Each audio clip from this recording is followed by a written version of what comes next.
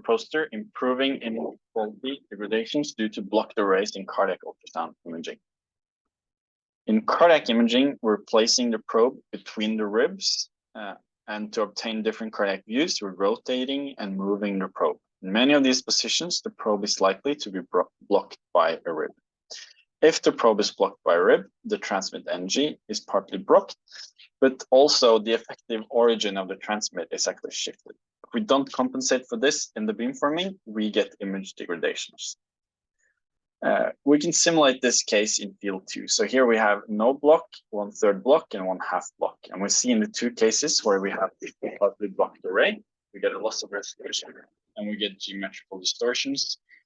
The region is shifted to the left before the focal region and to the right after the focal region in these two cases, and we get more distortions the more the probe is blocked. We can compensate for this by using the generalized beamformer, where we calculate delays for all pixels, but which pixels we used in the reconstruction is determined by the transmit wave apodization. So if we simply move this transmit wave apodization to the effective origin of the transmit, we compensate for this effect. For more details on the generalized beamformer, please see our other poster. So in the case where we have no block, we do conventional beamforming. 1/3 block, we're moving the order slightly to the right, and if we have 1/2 block, we're moving it even further to the right. And this compensates for the geometrical distortions and shifts in the structures in the simulated cases. If we move to in vivo data, we can find both elevation blockage and lateral blockage. If we take the case with a lateral blockage, we can estimate the new effective origin.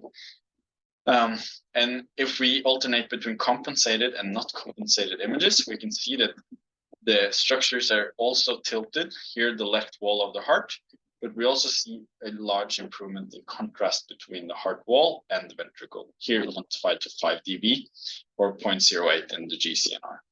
So what is going on is that we're once again shifting the origin used in the reconstruction. So here we're alternating for every transmit between not compensated and compensated, showing how the reconstructed part of the image shifts between the wrong assumed and the correct assumed origin.